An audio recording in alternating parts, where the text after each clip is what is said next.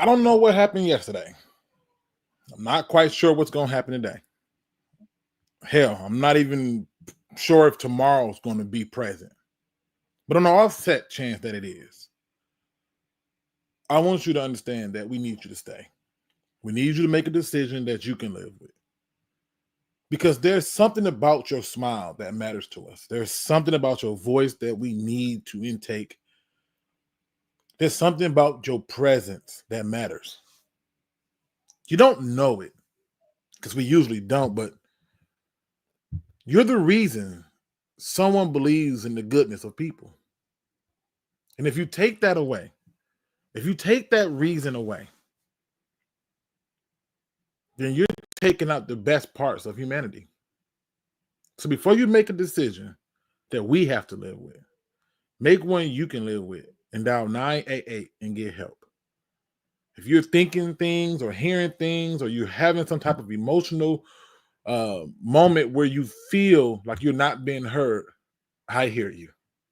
Those people who believe in the goodness of people hear you. So don't go off and do something that we have to live with. Please dial those 3 numbers. Now let's talk football.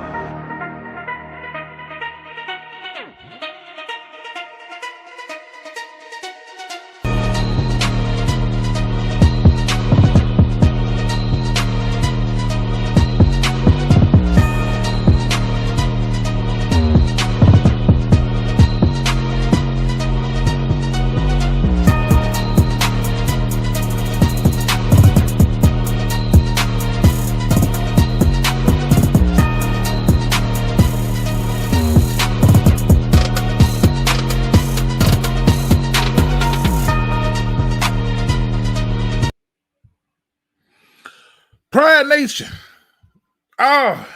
It is what? Slightly under 24 hours before we get to have some live action from the Lions versus Packers. Let me just go ahead and get a lot of things out the way, give you what's going to be on the agenda for today's show, and get you guys in here as fast as I can so we can talk some ball. But my plan is to talk about the Zadarius Smith going to the Eagles thing. It's to talk about the Packers and Lions game. It is to talk about the general manager, the head coach, and some of the other details. I mean, it's a lot to cover. But more importantly, it's able to take what you guys want to discuss and bring it to the forefront so we can have a fair, honest discussion so that we can express ourselves in a way that we need to express ourselves about some things. And let me just be clear. My goal is not to let Patty Luke out today. That's the whole plan, okay? The whole plan is not to let him out. But if you come in here with some foolishness, some stupid stuff, you will get a stupid prize. I'm just telling you right now. I'm in that kind of mood. And I love that we are more than capable of having an intelligent conversation. Notice I put the emphasis on that, okay? But I know that we are more than capable of having that intelligent conversation, and I cannot wait to do that with you, ladies and gentlemen. Let me see who's in the building with me right now as we go through and get this thing rolling.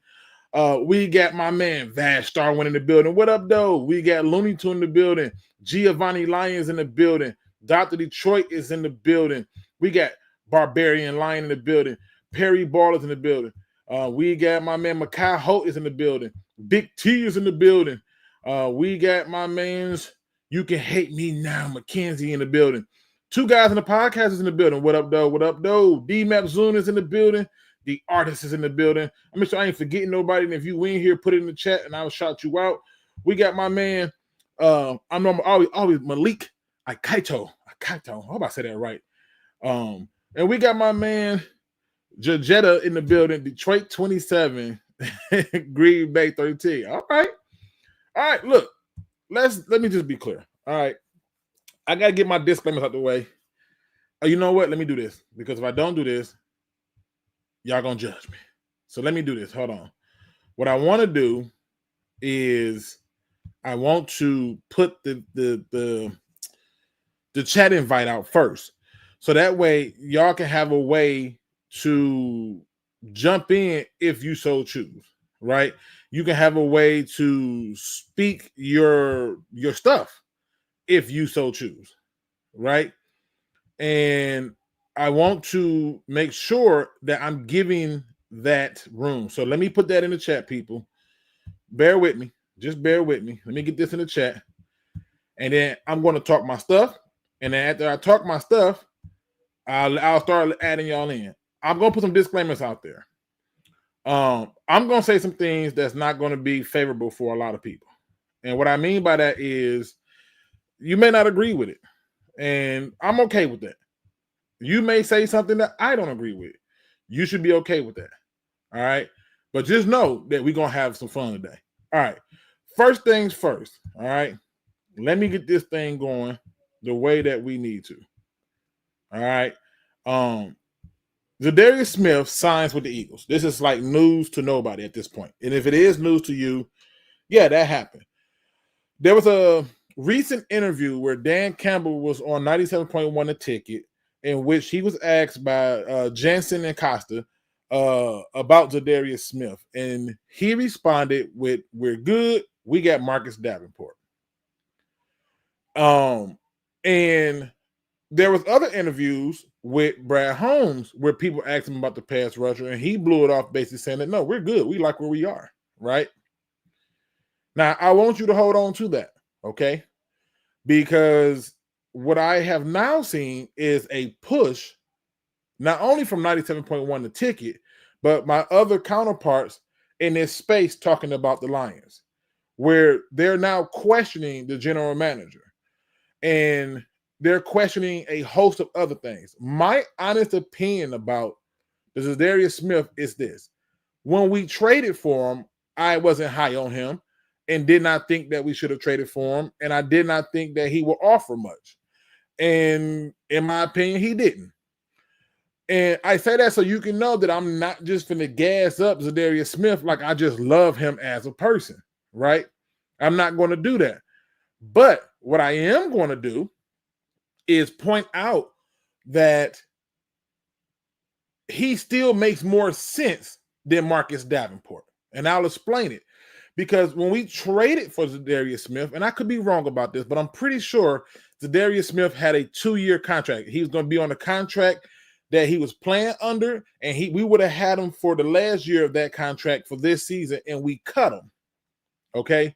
And we cut him in favor of a player who can't stay healthy.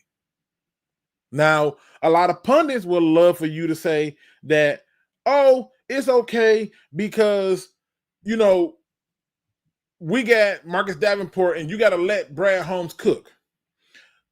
I have been a lot of places in this world, and I have tried a lot of different foods. I've had some chefs who were world-renowned, and their food did not taste better than my mother's nor my friends' fathers. And I'm just telling you, none of them are classically trained. And I say that to say this. When I looked at Zadarius Smith, because he was in that game against the Commanders, I just kept hoping he would do something. Okay? Something. But 97.1 A Ticket made a point. They said they're at least trying. And it's a sad day when Mike Valenti and I agree. All right? I don't agree with much of what that man said, but it's a sad day when we agree because it's the argument of the window. In the window that you have it. I don't care that he signed with the Eagles. I care that we got rid of a healthy player to retain a non-healthy player. And if he is healthy, in about 4 games, he won't be. Trust me. Now, to be fair, and I saw what you said, Artist. You said he didn't have no help that game. To be fair, even if you don't have no help, I expect you to make plays. Because there are certain positions where you in and of yourself are the main keys. And so when you look at D tackles and defensive ends, they don't really need nobody to do their job. Even if you double them, fine. They get doubled, perfect. That means that it still is helping somebody else because he's being doubled. So that means that somebody is not occupying the other person. Now, I say all that to say this. When are we going to when are we going to start really being serious about what's happening before us? Because I've come to the conclusion that we did not, I don't see how we're any, you know what? I want to rephrase this. Can y'all tell me this? And just humor me for a second, people in the chat. Who has a better roster, the Detroit Lions or the Baltimore Ravens? We talking position by position. Who has a better roster? Who has the better quarterback? Who has the better running back room, better receiving room, better tight end room, better offensive line, better defensive line, better linebackers, better cornerbacks, better safeties? Who has the better roster? Because this is a serious question. While you're thinking about that question, who has a better roster, the Bills or the Lions? I'm bringing this all up for a significant reason. And the reason is very simple. If any point of time in your head, you go through those rosters and you come out on the end with those rosters being better than ours, that's fine. Because even though their rosters are better than ours, we're all in the same damn boat. None of us have been to the Super Bowl with great rosters, with good coaching. The Bengals are another one of those teams. The Steelers have managed to have a winning season every single year and do nothing with it. We're closer to the Dallas Cowboys and their regular season warriorship than we are to a Super Bowl. And if that's an argument you don't want to believe, then I'll challenge you to just simply go back and evaluate. Do we have the best roster in the NFL? If the answer is no, then okay, cool. If the question is do we have the best front office in the NFL? And if you say yes to that, then you're lying. I'll say it to your face. I'll blatantly write it out for you. You're lying. Because here's the thing. As much as we would like to act like these things are not true, we're not getting what needs to happen for the window that we have to get what needs to happen. I want to get mad at people like McCourty picking the Packers to win the division and the Lions being the 6th seed.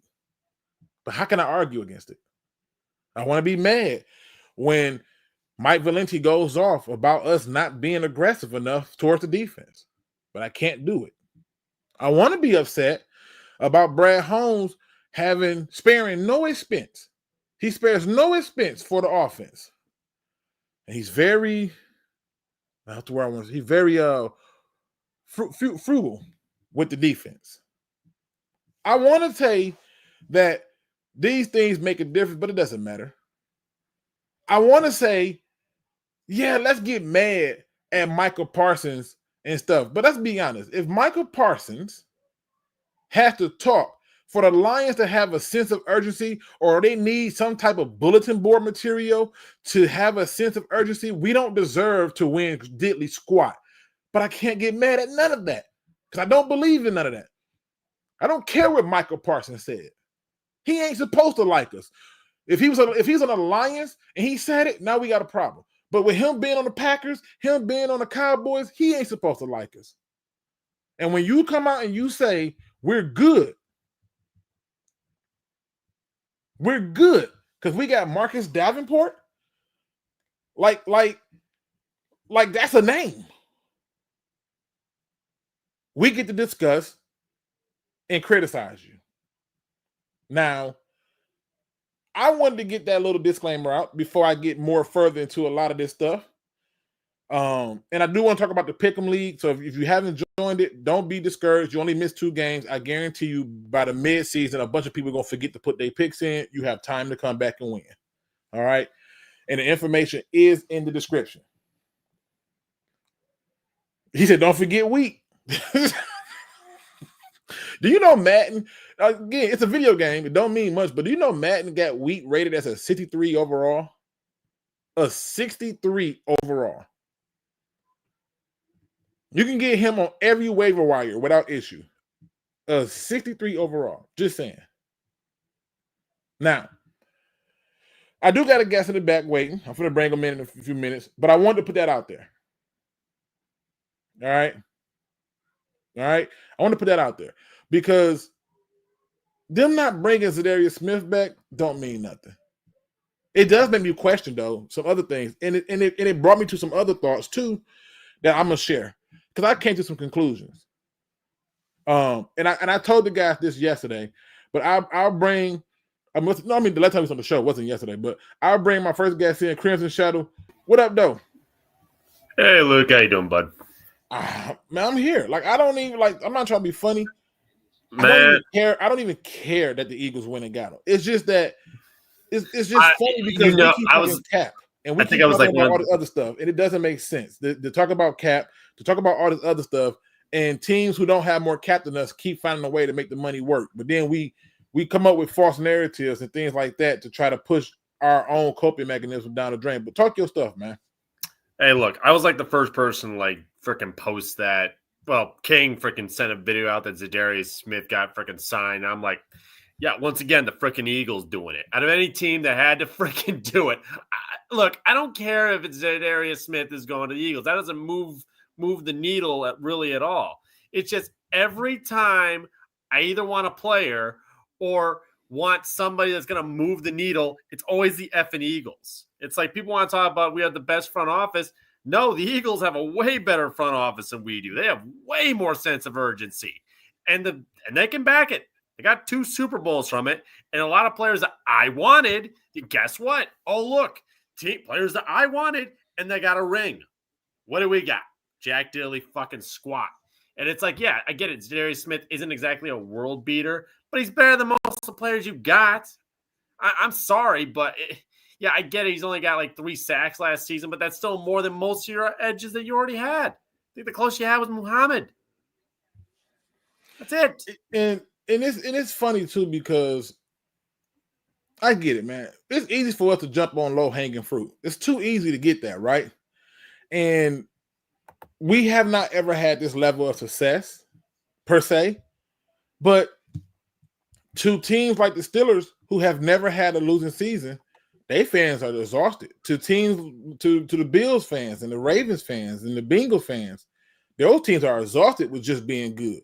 The Dallas Cowboys had a loaded offense and didn't do squat. You remember all that? Oh, and yeah. So my thing is this. I don't want people to get too down on the move. I don't. And I don't want people to care too much about it. But it just at some point you got to start to ask yourself some questions about, okay, what is your expectation for this season? And when they don't meet it, are you prepared to be honest and critical and start to ask why? Because what we can't do is what I think we're going to do, which is first we're going to go after the coordinators. It's going to be Shep and Morton fought. That's first. Then we're going to go at the Dan Campbell. And for all the talk that people have about Brad Holmes didn't hire Dan Campbell. Dan Campbell was hired before we even got Brad Holmes. Which was kind of weird, I ain't going to lie. I mean, they did it backwards, but it worked, so who cares? But I'm just making that point to be like, his best decision is the one thing he was best at, which was scouting. Okay, good. But what about the offseason? What about free agency? What about the trades? You know, honestly, it's like, how many good free agency pickups has he really done? Like, if you can, count on your hand, really. I mean, he's had some, diamonds in the rough. I'll give him that. Guys that are serviceable. I'll give him that. I can think of a few guys that are okay, but, he doesn't really make any real big splashes or really any trades. He is, again, this city, I refuse to do any trade rumors or look up anything like that involving Detroit just because I know we never do it. trades in this city is just non-existent. I don't follow Pistons, but if you follow Tigers, Lions, Red Wings, it's crickets here. It's so effing boring usually on the off seasons here. Yeah. And again, one fucking Lion fan makes a very good point that they probably are waiting to roll that money over. I'm cool with that. That's why I'm just like, I'm cool. It's just funny to me that everybody now is starting to see that there is something to criticize. What's going on, Joe Lewis? Donkey Kong, what's going on? Well, Zach J, what up, though? I'll make sure I get my people that's in here. JGB, what up, though? Well, what's even worse about criticizing is apparently Brad's heard it, and all he's done is really blowing it off.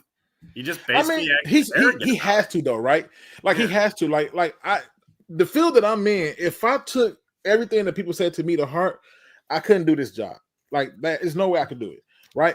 But I can tell you this, that you kind of have to do that. The issue is where's it at? I'm going to find the comment because this is the issue that I like right here. One fucking Lion fan says, "Did y'all see the lack of pressure Philly got? They responded to what they saw on the field." I know. Week 1. Yeah, right. But this is what I'm saying. The issue that I have with that is we saw what we saw on the field, and the response to it was run it back. it wasn't let's fix it. It's run this back with the same stuff because we good on this. Now, I feel like he's thinking like, what if Hutch didn't get hurt? Would we have won against the Commanders? I don't believe we would have. I don't believe we would have because part of that, most of the truth is this: Jared Goff had a bad game and he basically doomed us, and that's what killed us. Yeah. Right? But the truth is once he did that, even if you had Hutch, even if you had Marcus Davenport, even if you had a whole healthy team, I still believe you would have lost that game because of how bad Jared Goff played. But we was more concerned with getting rid of Hendon Hooker for being used with 3s and 4s. But that's another story. I'll be honest. I blame Ben Johnson more than I blamed Goff in that game, just because it's like all those pass plays, and he shouldn't have been having them pass. No, you should have been running it. And you know what's funny? You know the first person who started criticizing Ben Johnson? This guy, me. I was like, hey, have y'all noticed that the play calling has been strange? And that was before we got into the season. I'm like, hey, I'm watching Ben Johnson not ride the high hand. I'm watching Ben Johnson get too cute. And I was told, man, what the hell are you talking about? We the first in offense and block. So I'm just saying, to be fair, I am paying attention. I will get Ben Johnson. He was a fun coordinator. He'd come up with some real fun plays. I'll give him that, but he played way too cute. And like you said, he could get figured out. Now, here's my other thing I want to point out, because this is where I think it gets down to the nuts and bolts, because I don't really want to spend too much time on the signing and stuff. But I think that what's going to happen is we're going to start to see certain things, and those things are going to be questionable at best. And then we're going to get upset. I get it. You're going to have a lot of people you got to sign. So, cool. And you may be holding on to that money. Cool. Hell, they may be waiting for people to get to the bottom of the barrel just before the trade deadline to make a move. That's cool. Now, here's what I believe. And it took me some time to think about this and to try to figure it out. But to me, this is the only thing that makes sense. I kept asking myself, why would the Lions draft a defensive tackle with their first pick? Like, I kept asking myself that. And I kept saying, like, this doesn't help us. And most people's thought process was that they did this because when DJ Reader leaves, we'll have a D tackle. That's what I thought. But the more I thought about it, I think that the answer was in my face the whole time, and I just didn't want to believe it. I believe that they took the D tackle not because they're trying to replace DJ Reader, but because they're going to move Aleem McNeil out to the other DN spot to play opposite of Aiden Hutchinson. And he would then take the defensive tackle spot with DJ Reader this year, so that way they could now make Marcus Davenport the situational pass rusher. Call me crazy. Give me your thoughts. I just think this makes the most sense. You're not going to put him at the DN spot because, in my opinion, I don't see him showing all these pass rush moves or being a great pass rusher. I've seen it in Aleem McNeil. I believe that they are legitimately gearing up to put Aleem McNeil at the DN spot opposite of Aiden and have the other guy play the inside D tackle spot. That's my belief.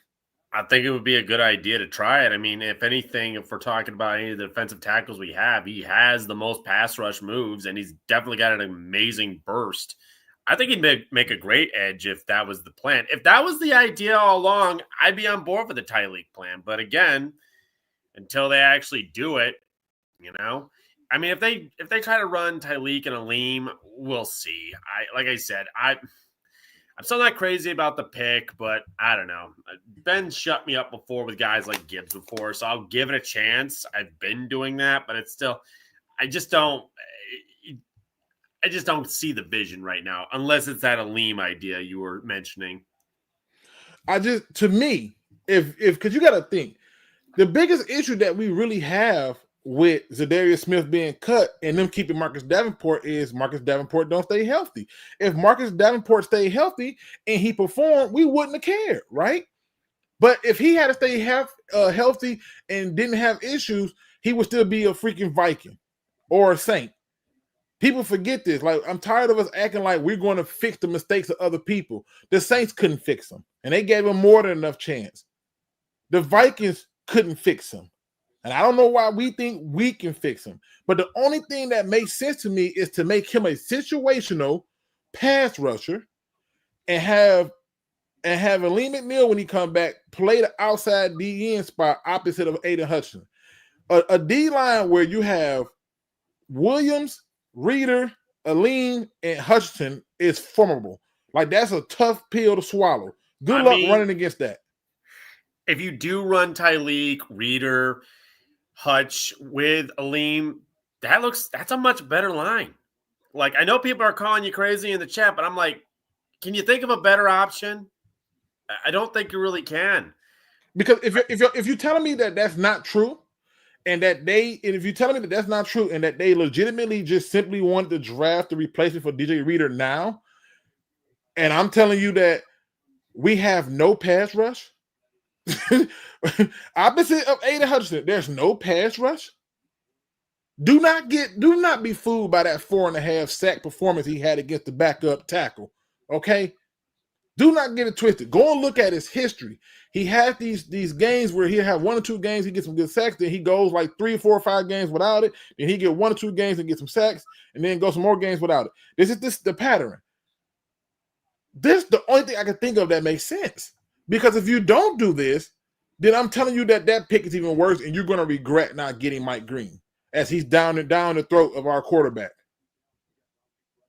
That's just me. And if you think I'm crazy, feel free to jump in the chat. The link is up there. Feel free to hop in there and talk to me.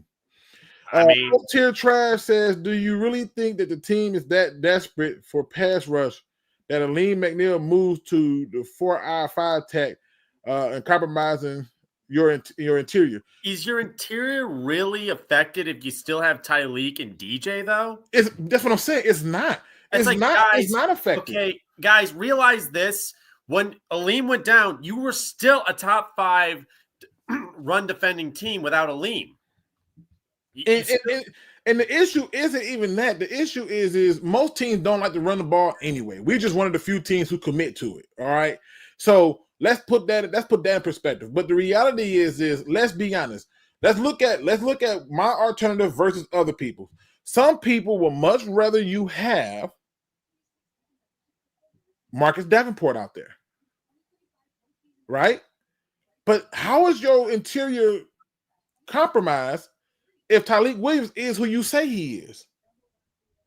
And if he's not, then you telling me that still was a bad pick. That's what I'm saying. Like, if he's a good run stuffer and whatnot, and he can, do what DJ Reed does, then I'm not mad at it. Like I said, I think he's a good run stuffer at the very least. I just don't see pass rusher in Tyleek. I know some guys that are Ohio State fans have come in here and say that he's got pass rush moves, but I've seen the film myself, and it's like somebody name me a game where Luke, you probably know the games. I'm pretty sure they've had to suggest. What games have they suggested where they said he had pass rush moves? I don't see it. Yeah. And listen, I don't want to be the guy to say this, but Ducky Kun, I control my topics, but I appreciate your input. Thank you, sir. I don't know if you caught on. This is literally a totally different topic. I don't know if you missed it, but we're talking about adjusting the alignment of the team and how things are working, because this is all relative to everything. See, I bring things into one whole pot and I make gumbo. But if you want to hear a different topic, then just hold tight. It'll be coming around when I switch it. Appreciate you, though. Now, one fucking Lion fan says, front five, Hutch, Williams, Reeder, McNeil, and then Barnes. Yeah, that would work for me. Barnes? You want Barnes to go back to just being an edge rusher? I feel like if you putting Barnes out there, he's more of a 3-4 stand-up edge rusher, sort of like how we did with Kyle Van Noy and we didn't. I'd rather just keep him at linebacker. He's doing good at the position he's at right now. We've been developing him there for. I wouldn't want to take Barnes away from that. He's been a decent enough linebacker. You know, if he stays healthy this season, it'll be great. If you make Barnes put his hand in the dirt, or you don't have him as a stand-up 2-point stand, like 3-4 style outside linebacker, that edge rush is dead. I'm sorry. It's dead. It's dead as it can be. I mean, Donkey, let's be fair. If once Aleem comes back in November, we'll see what the sack numbers look like. I don't expect to get much out of our rookie D tackle this year. Like, I don't like sacks totals is not going to be what I'm looking for with them. But if you got that guy out there, yeah, I'm not with it. Again, you know, is what it is, but I'm not with it. Is Ahmad out for the entire season, or they give him a time? This I'll put it like this. So we got a game obviously tomorrow against the Packers, right? And the Packers are going to attempt to run the ball with religious authority, right? They're gonna want to try to get the ball going. And if they are able to do that, most people are going to argue, well, it's the rookie's first game. It's just the first game. No worries, right? Okay, cool, right? And I think that is going to tell us more than anything else where we are and where we're supposed to be. And the bigger thing I'm going to be looking at in tomorrow's game is, are we getting after the quarterback? That's the only thing I'm looking at. I don't want to hear about pressures, because my viewpoint of pressures and everybody else's viewpoint are going to be different, right? And the reason I say that is because they count pressures as you just getting close. I count pressures when it results in a negative play. So if you get real close to the quarterback, but he completes a 40-yard pass, I ain't worried about it. The sad part is, and as Giovanni Lyon points out, he's worried about the offensive line. All my worries are going to be the trenches. I want to see what our trenches do. I think the biggest loss was Frank Ragnow, and that was huge. Just like I thought last year, losing Aleem McNeil was a greater loss than losing Aiden Hutchinson, because Aleem McNeil was blowing the middle up so bad that it really made it hard for quarterbacks. And one of the things I noticed in the Cowboy-Eagles game was Kenny Clark and Osei were blowing the middle up. And what did he do? Hurts just ran to the outside and picked up the first. And you go and look at yesterday's game with the Chargers versus Kansas City Chiefs, and they had Chris Jones at the DN spot and George Karlaftis on the same side, rushing them off that edge to get free. And what did you notice that they would do?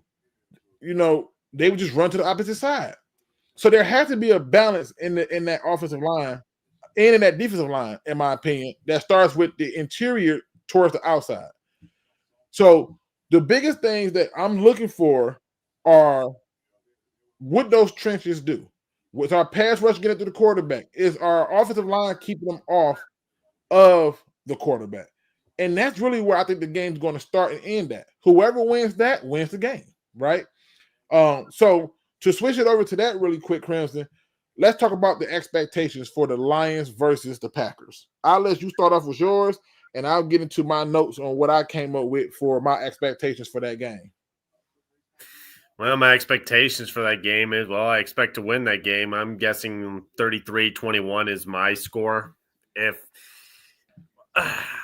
I fully expect us to at least put Love under pressure. We've always really, defensively, we've usually done pretty decently against them. I expect Love to make a bunch of mistakes. From what I heard, wasn't he like hurt or something like that during preseason, during training camp? I expect him to be rusty. I expect us to walk away with a win. Maybe Parsons will get a sack because we've got a new O-line, here and there, and we'll probably just outscore them like we usually do with them. But I don't expect our defense to really, I expect the usual from our defense. Hutch is pretty much going to be the only pass rush and maybe the odd Barnes sack or something like that.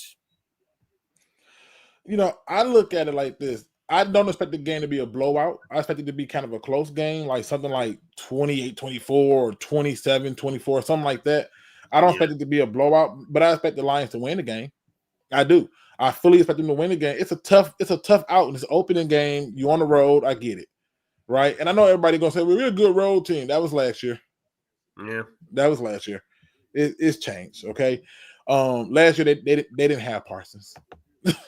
Like they didn't have Matthew Golden. They didn't some of the things that they've done they didn't have. So that was last year.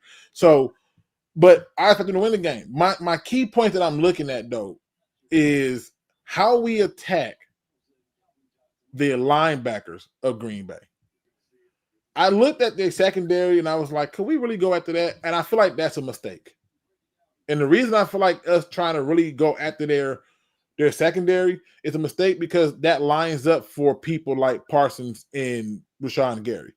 I don't want y'all to even have time to think that y'all can get a full pass rush on my quarterback. I want to go after your linebackers with my running backs and force them to have to be your hero. I want that to be the case. I want the tight end to embarrass their linebackers. So this should be a game where it's a lot of running, a lot of screens, a lot of Texas routes, and a lot of tight end love going out in these games. J-Mo may get 100 yards receiving, but I hope he pick it up in one catch because I don't want us to be sitting up there just like so focused on it because I really do have concerns about can we hold up against a legitimate pass rush. When I look at the defensive side of the ball for the Lions, it's really simple. Everybody in the organization has made it clear we're good at this position. We got Marcus Davenport. I need to see him make some plays. I need to see the D-line make some plays. I need to see them harassing the quarterback. I need to see them getting the quarterback to the ground. I need to see them having the quarterback trajectory when he's passing be off. Because if you go back and look at yesterday's game, guess what was happening to Patrick Mahomes? He couldn't complete half them passes because the ball is getting batted at the line of scrimmage. They were hounding him and harassing him the whole time. And that changed a lot. So I want to see that. And on top of that, I want to see us truly do the same thing that the Eagles did when they realized Jalen Carter wasn't in there. Go right at that spot. The problem is I like the linebackers of the Packers, particularly Cooper. Like I like it a lot. Yeah, but I'm still confident that Gibbs and Monty will absolutely gash them. Like I said, with them getting rid of Kenny Clark, I expect our running backs, if we commit to the run, to absolutely gash them. Yeah, and again, he says over under golf 33. It better be under. This is not that kind of game where we should be throwing it that much. This is not that kind of game. I mean, like they said, their secondary is hurt too, and still fairly new. I feel every last bit of that. But while you waiting up there with them long routes to develop, guess who's coming? Them pass rushers. I'm telling you, you cannot sit up there and listen. I'm gonna tell you something. When I played, if you gave me time, by time meaning like you got long routes and stuff, I'm gonna hit something. Your core, even if I don't get the sack, I'm popping them. Right? Like these are things that I was doing and I was good at. So what I'm saying is, I really don't hope we got 33 passing attempts. We should have 33 rushing attempts. If this was Ben Johnson, I might expect that. But again, I don't know what to expect from the new guy. I don't know if he's going to commit to the run or the pass more so. I'm gonna just tell you right now. Listen, I've thought long and hard about this. I have truly thought long and hard about this. And I looked at some of the routes that our team runs. You come out, if you throw the ball 33 times, it's gonna be a long day. I'm telling you, this is one of the games where we need to run the ball and go after the linebackers. Jahmyr Gibbs should have damn near 100 yards receiving. Monty should have almost 68. They should be using the running back so much that it's just exhausting. And then by the time they come up with everybody, hit them over the top. Yeah, hit the red zone, throw Monty in there, run it up the middle, make him regret not having Kenny Clark. Yeah, but what I don't want to see is us getting into this like pass happy like phase that we don't need to be in. We don't need to be in a pass happy phase. Like I don't think that's the way that you want to go about this. To me, that plays into their hands. This team works better if you balance it out. A little bit of run, a little bit of pass. When you balance it out, this team usually works a heck of a lot better. Good point. Two guys in the podcast says over under 165 yards rushing years for what? Wait, huh? What? Are you talking for this game? It has to be for this game. 165. That would be terrible for the rushing year. Oh, rushing yards for the Lions. He's trying to say yards. Okay, I'm picking up in my head. He's trying to say yards. Okay. He's trying to say 165 rushing yards for the Lions. I'm going to say, God willing, over. Yeah, I'm going over. You should be running the ball. You really should be running the ball against this team on the road. But once you get past that secondary and those linebackers, I fully expect Monty and Gibbs just book it. Exactly. I want that matchup. So I'm gonna say over. I don't know. You think we're going to be seeing a Tesla touchdown? Because you know this damn city's going to go nuts if Tesla gets a touchdown. I mean, yeah, they're gonna feed him the ball. They're gonna definitely feed him the ball. And I'm not even gonna lie, I'm cool with it. But I will say this: one fucking Lion fan got a good point. He says, "I just hope they stay with what's working. I don't care if it's pass or run. If it's working, that's all that matters to me." Yeah, I can rock with that. Yeah, I can rock with that because that was another one of the issues that we had with Ben Johnson not sticking to what was working. Twist the knife. He never twists the knife. He always deviated from what was working. He always did that. It's like, dude, they're not stopping you. If it ain't broke, so fix it. 2 wide outs, 1 tight end, 2 running backs. Who is Green Bay covering?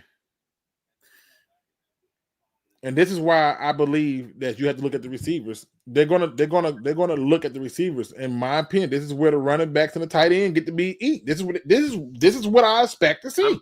I fully expect that that's why I'm thinking Tesla might get a TD for this one because they're all going to be focusing on Laporta. They're going to be focusing on St. Brown, no doubt. They have to focus on JMO because you let that guy go. Goff, I don't trust Goff's noodle arm half the dang time when it comes to the deep ball, but JMO will fucking cook you if you just have one guy on him. Yeah, and so to me, that's why I believe the tight ends and running backs got to eat here. This is where they got to eat. Defensively, unfortunately, it's just, I'm sorry, it comes down to what those DNs can do. Those guys that they said we good that we got. I can see Davenport making a few plays until the inevitable, but, like I said, fingers crossed. Set the edge, Rumble says. Set the edge. Well, that's all we need you to do. Listen, I'm gonna tell you what's gonna happen though. If for some strange reason, because again, I fully expect the Lions to win. I'm gonna say it again for the peanut gallery in the back. I fully expect the Lions to win. But if they don't, that Monday is going to be uncomfortable as hell. That's going to be a show for the ages. I'm going to definitely be going live. Oh, hell. Funky, no. No, Funky. If Tesla does that, oh my, are you seeing that? Or Tesla does the Lambo leap? I want this now. I want this just because it'd be so. Well, he said that he was.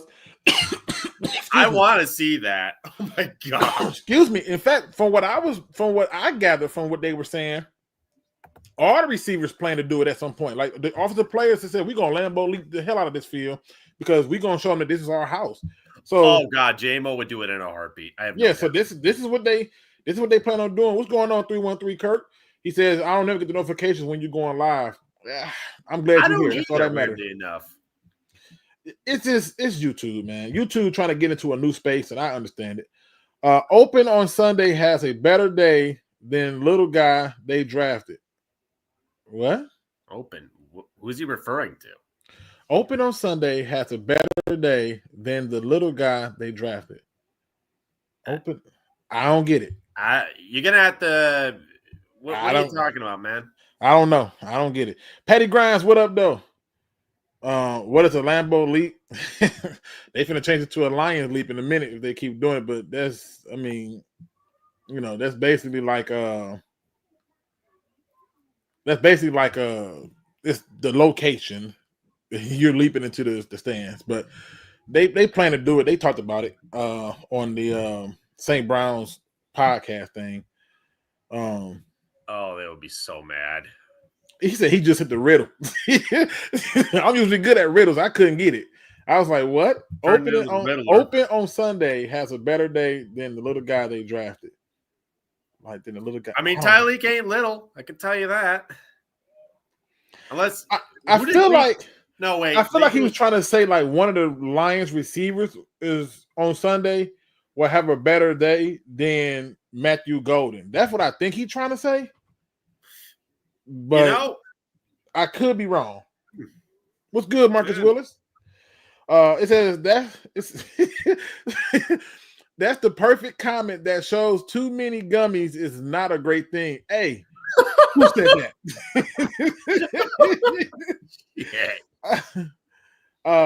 And so it's the game can't come soon enough. I agree. Okay, he says Tesla's name is Ice Cream Open on Sunday.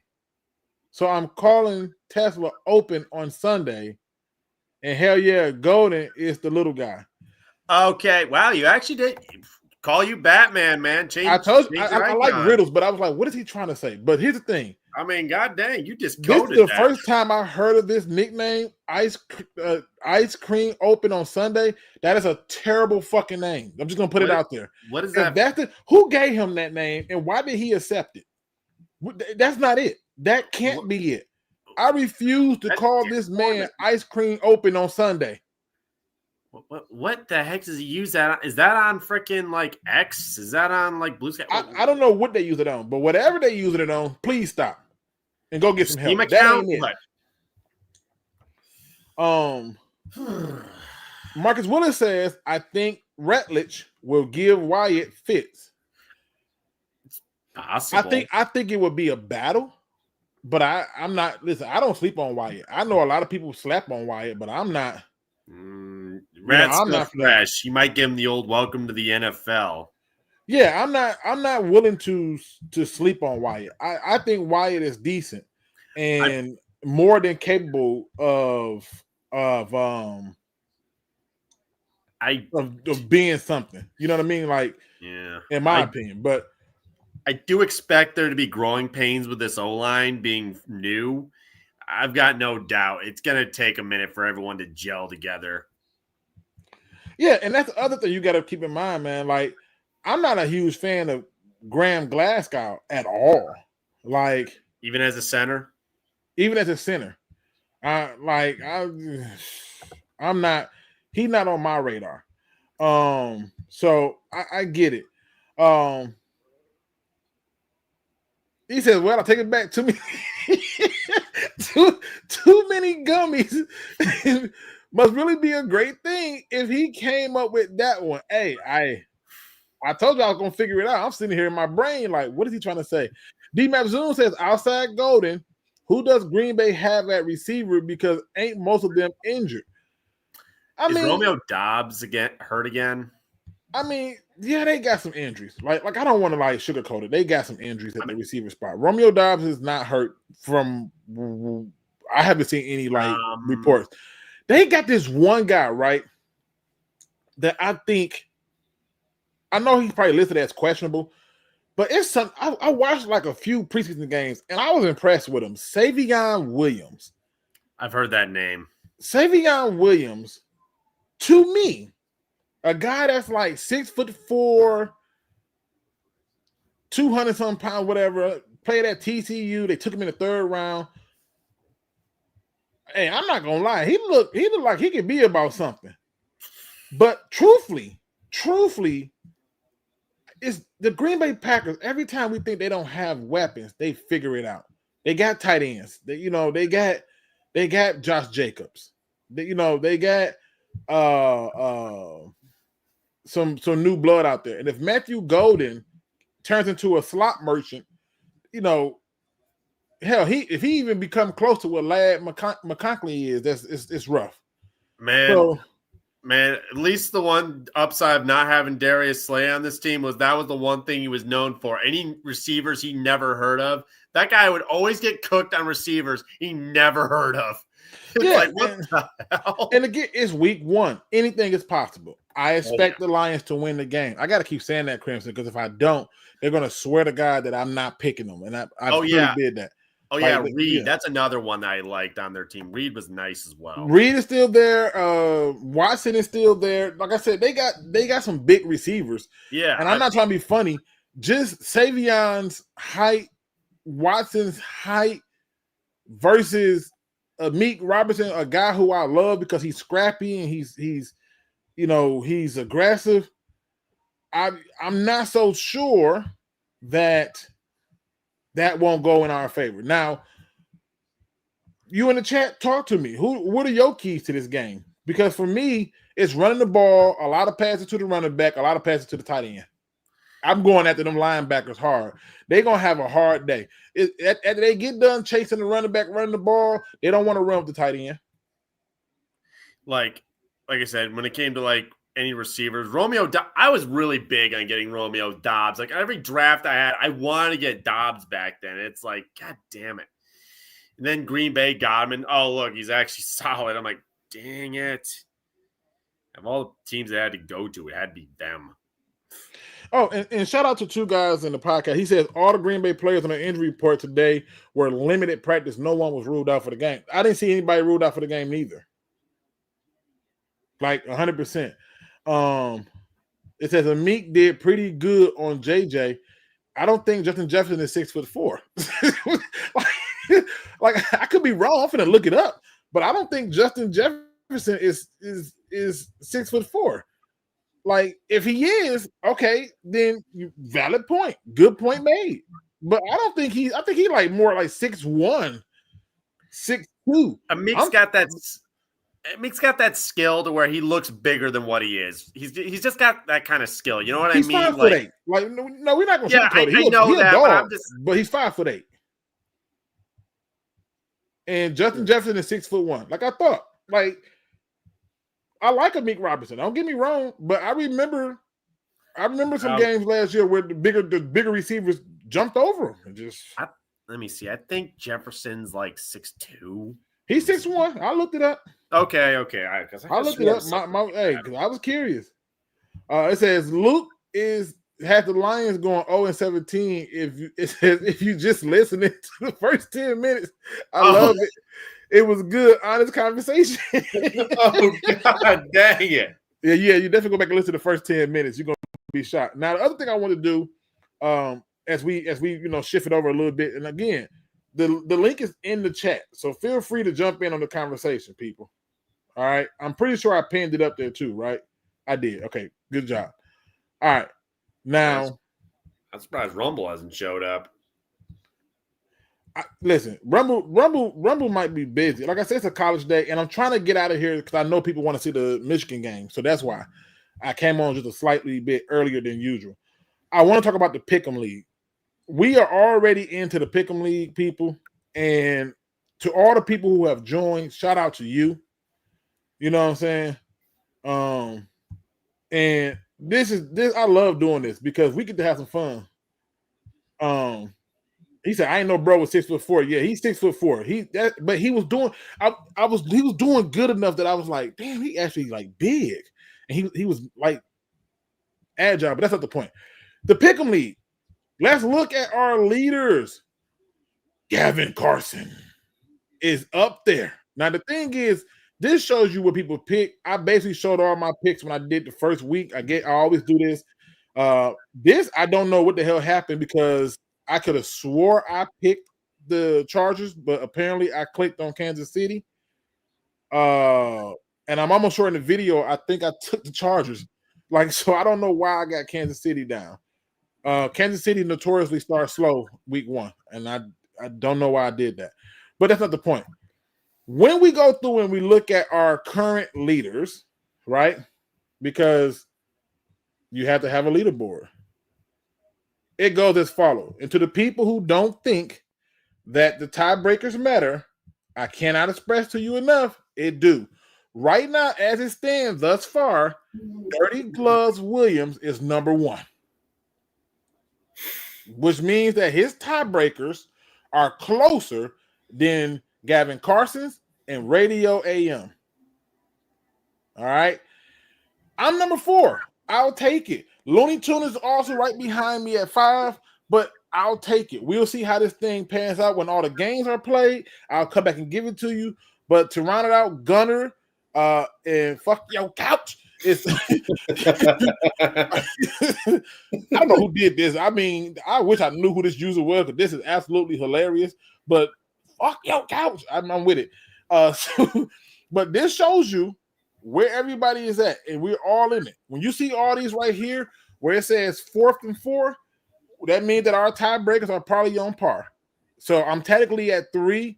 I'm currently placed at 4th, right with Looney Tune, which I don't know how the hell I picked Kansas City when I'm in another pick'em league and I took the Chargers. I don't know.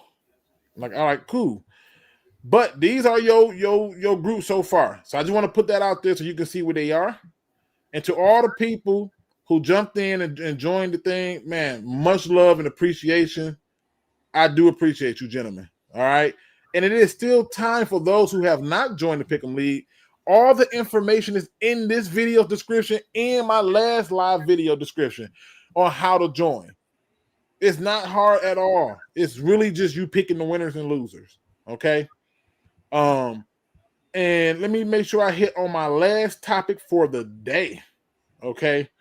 Because this is something that I really been thinking about. I just been Charlie Murphy. That's the most funniest stuff ever, man. And you know what's even more funny about those the Days of Pale skits? There really are true stories. That's the sad part. They have all been confirmed true stories. The Rick James story has been confirmed not only by Eddie Murphy, but by Rick James himself, who said, I don't remember much of that night, but I remember I did, slap the shit out of him. Like, he remembered that. And the Prince story was true. I didn't know Prince can play basketball like that. They said Prince was really out there like, you want to hoop. So it's just even funnier when you think about that. All right. Last topic before I get y'all out of here so y'all can enjoy y'all Michigan game. All right. And it boils down to this. This is a true question that I need answers to, and I need y'all participation on this. Okay. Stay with me. Expectations are high. They're truly high. Okay. And for me, it's Super Bowl or bust. And the reason I have that stance is because I don't want to accept less. I expect them to be in the NFC Championship game, and I expect them to push their way into the Super Bowl because according to our people, we're good. We got what we got. My question for you is, before the game happens, give me your final expectation. Is it Super Bowl or bust? Is it just make the playoffs? Is it just get to NFC Championship? Is it win just one playoff game? Is it win the division? Is it win the division, get a home field bye, win a playoff game, go to the Super Bowl? What is your expectations? Because this matters. And I'm going to tell you why it matters. Anything you don't have expectations for, which means that you don't have any real care in the world about it, that tells me that you're not really invested.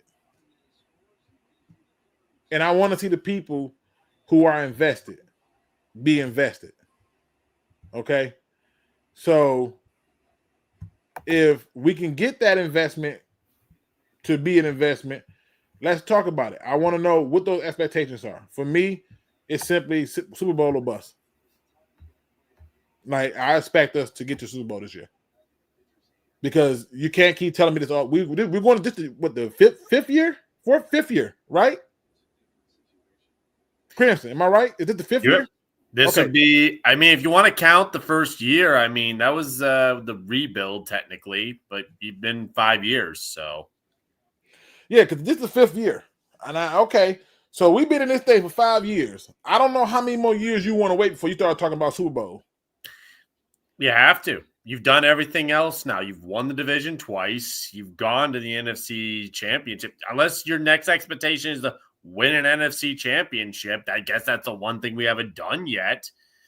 That's the only other thing. It's got to be Super Bowl or bust, because go ask anybody. Go ask Packers fans or Vikings fans. They've won division titles. They've made it in the post to do nothing. Shoot, our own division is kind of just notorious for just choking in the playoffs, to be honest with you.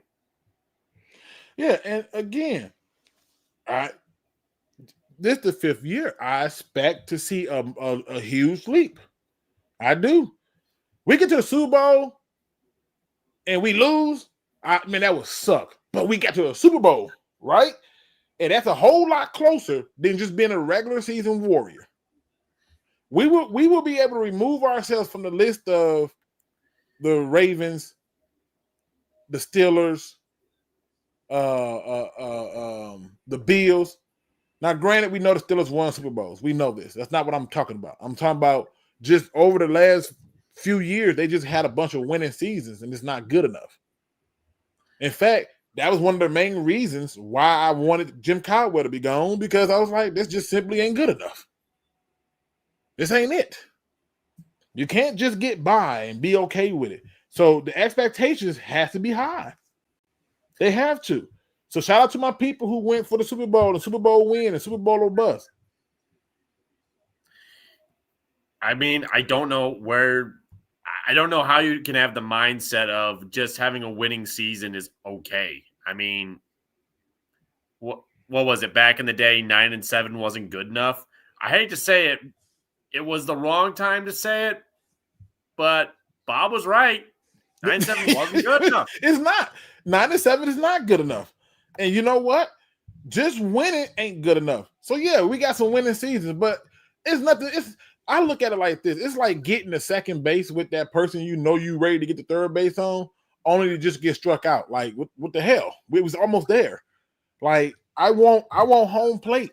Bring it on home. And secondly, like I said, for me, most of the issues and the challenges that's going to come from this are going to come from the question of, are we good enough? Because you got to keep in mind, and I feel like it was the artist who said it. Yeah. He says, if we stay healthy, but staying healthy is relative, especially when you bring back an injury-prone player.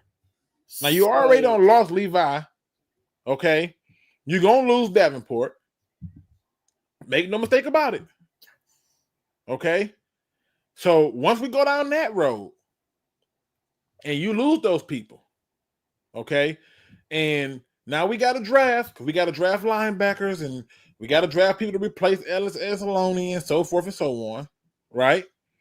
Once you go through all of that, because here's another thing I ain't even got into, but I'm going to save it for another day. We better not re-sign Ellis Anzalone. It's no fucking way. There's no way. Let him walk. Let him walk. He got his little pay increase and he can go after that. Now, but the expectation needs to be Super Bowl. That's it. In a perfect world, if Davenport actually somehow stayed healthy the entire season, does that change everything? If a miracle happens and he does, just like a Christmas miracle, does that actually mean that our edge core is good enough for it? That's a good question. And I wish I had an answer.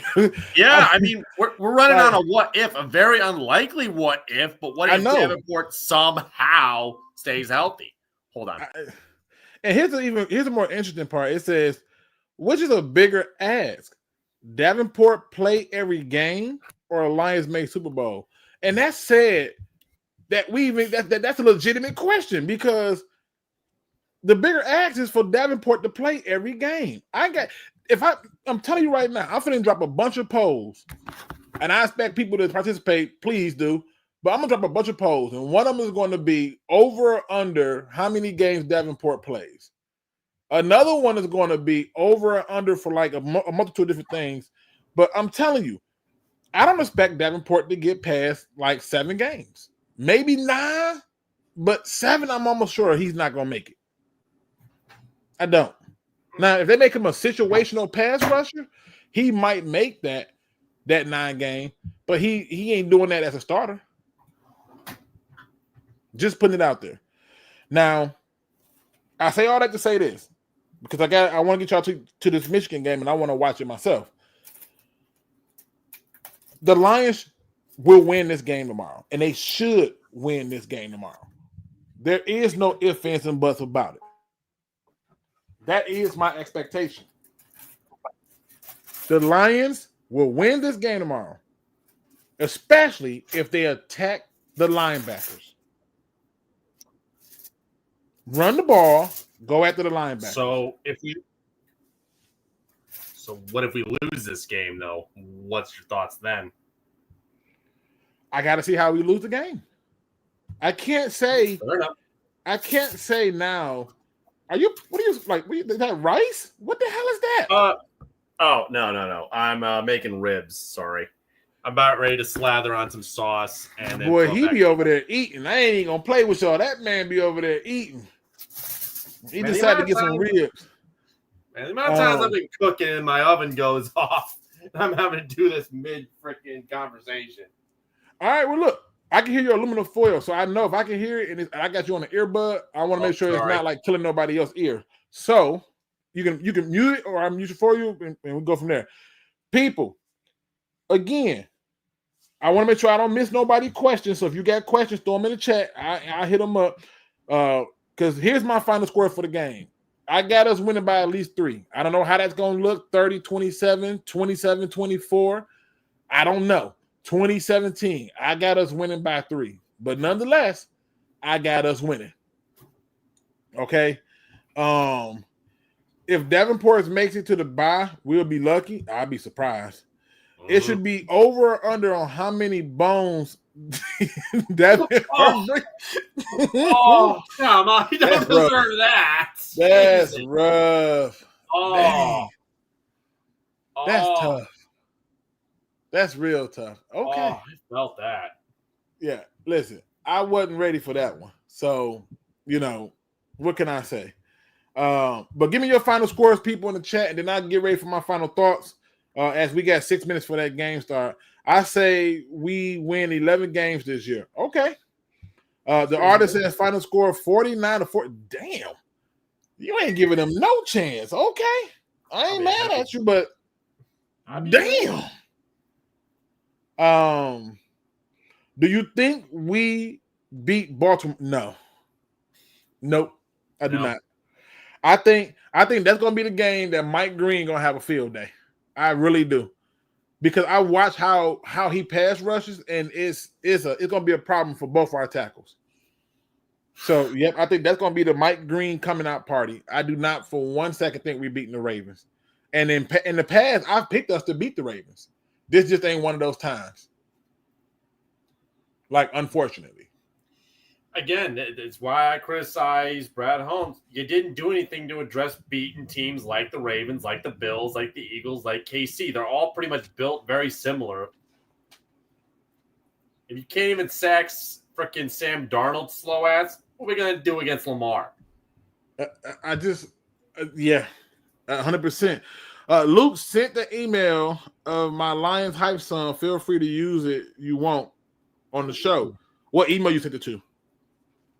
That helps me locate it. Which email did you send it to? Is he in the Discord? Oh, that's nothing. If you're not in the Discord, I don't know what you're doing. You're missing out on a lot. We be in there talking about football nonstop. It is literally nonstop. Yeah, man. Join the Discord, dude. Send it through the Discord. I want to hear this. 1991 Max Stagg says we'll win by 13. Damn. Okay. I'm loving it. I love the Adam hype. Whitehead says Lions 27-20. So he got us at a 7-point win. Okay. We should beat the Packers, but I wouldn't be surprised if we lose. I got a funny feeling we may get off to a slow start due to new coordinators. It's possible. If that's the case, then I'm going to be wondering why we didn't play our starters through the preseason. We didn't play none of them starters. Realistically, I mean, we played Ratledge and I'm trying to think who else. Tyleek. We did play Tyleek. He's not a starter. Is he going to start, you think? I mean, with Aleem out, who's starting over him? Roy Lopez? I bet you they do it. I guess it's possible, but I would think he'd be the one starting out there. I bet you they do it. My soul say they going to do it. That's why I'm like, is he a starter? I'm not doubting you. I'm like, because remember when I thought that we were going to start certain people and they came out with more people. Like, I'm like, yeah, man, Jahmyr Gibbs bought out. He going to start. And I was like, David Montgomery. All right. Who's that one safety that freaking Matt Patricia put out there that you hated to no end? He freaking Tavon Austin or Tavon Wilson, something like that. I think it was Tavon Wilson. You had his wife freaking text. Yeah, his wife was on my head. His wife was on my freaking head about talking about her husband. You talking about my damn family over here? I said I wasn't trying to do none of that. Like damn. Like shoot, like that wasn't me. But okay. Give me your final thoughts, man, because we are 3 minutes out. All right. Well, happy to be back in week 1. Go Lions. Beat the Packers. At the very least, beat the freaking Packers. I don't want to be coming back in here. We're going to have a bunch of Green Bay fans clowning us. Yeah. I gave my keys to the game on what needs to happen. Okay. And I will stand by that. That, we need to go after the linebackers. That's just my belief. Y'all know me. I can't end the show unless I do it on a positive note. Today's quote comes from E.S. Bolton. I hope I said that name right. It says, true wisdom lies in gathering the precious things out of each day as it goes by. True wisdom lies in gathering the precious things out of each day as it goes by. I'm telling you, man, over the last, couple of years, I have had to learn to accept all those little things. And I had to learn that those little things, if you just keep doing it, it adds up. I mean, hell, if you don't believe me, take a penny every day, go outside, just walk and see if you find a penny. And at the end of the year, tell me how much you got. Because that penny adds up. And I know there's somebody in here right now that's really sweating the big things, that's really, really drawn into the big things and having a whole issue with the big things. But I promise you, those big things are good to have notice of, but the little things are so much more important. Those little things that you just overlook are so much greater. And those little things are often the little things that we just tend to forget that literally made up who you are. That literally made you smile, that made you laugh, that made you draw another breath, that made you decide to make a different decision, that made you decide to take a different route, that made you have the courage to talk to that girl, that made you have the spirit to tell you to go and ask for more money or that promotion or that raise, that gave you the ability to say, I want to change careers, I want to go to school, I want to be a homeowner, I want to ride motorcycles. It's the little thing that you just learn to appreciate that got you to your destination. I'm telling you, if you just take a second to reflect on the little things, even a droplet of paint can turn into a big picture. With that being said, ladies and gentlemen, hit that like, subscribe, notification bell. And if you don't do nothing else at all, don't be no chump. Please do your research. We out.